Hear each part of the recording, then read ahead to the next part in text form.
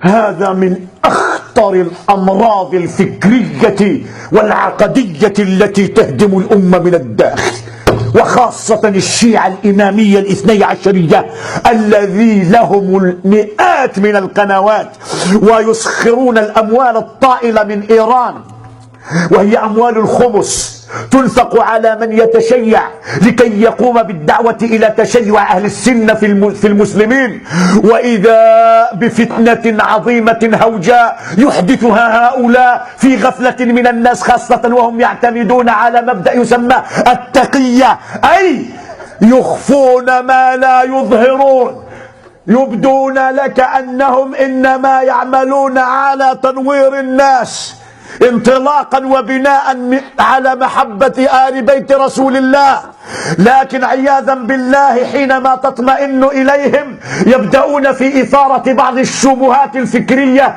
بناء على بعض الأحاديث في صحيح البخاري ومسلم وابن ماجه والترمذي وكثير من كتب السنة والسنن، فيثيرون تلك الشبهات للمسلمين. يقول ما عندكم في البخاري وعندكم في مسلم وعندكم. واحد العدد كانوا تلاميذ دياولي وغابوا عليه شيء ما تصبتهم يسبوا أبو بكر وعمر ويتهمون عائشة بالزنا. الله،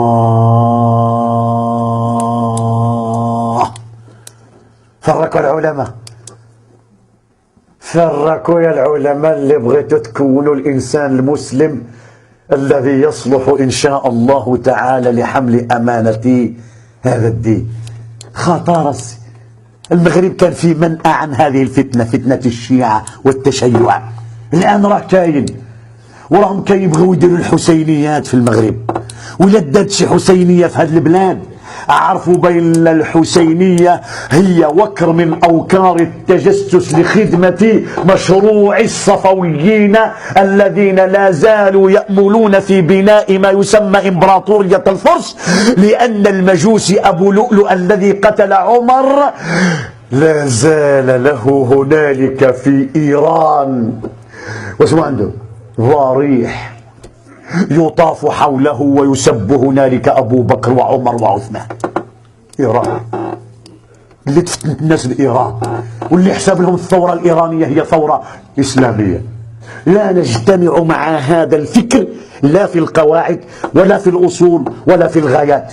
وإن شئتم كلام يجر الكلام، ولو شئتم لاطلعتم أنتم مباشرة على مصادرهم المعتمدة كالكافي للكليني وكالقمي وكالكتب الأخرى. والآن الحمد لله أراد ربك من وراء الفتنة الآن في سوريا أن يظهر هؤلاء على حقيقتهم. واش تعرفوا باللي القتل بتاع الأطفال في سوريا 1400 هو رقم يتجاوز 4 مرات ما يقتل من الأطفال في كل المعارك التي شهدها العالم. 4 مرات، بل لا يقتلون الأطفال فقط.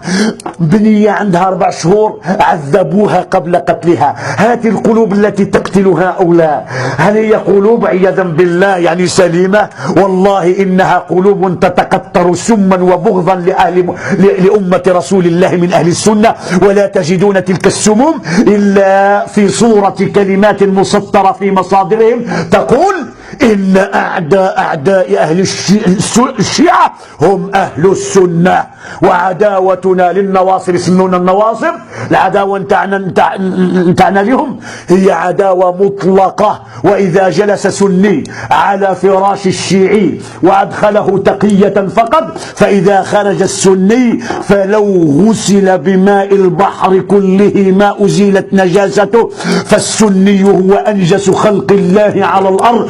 وإن الحل الذي يقترحه الفقه الشيعي للتخلص من هذا الفراش الذي جلس عليه السني وهو أن يحرق في التوه. يا بن عمي، جيت نوصل لكم هذه الرسائل باش تعرفوا هذا الدرس.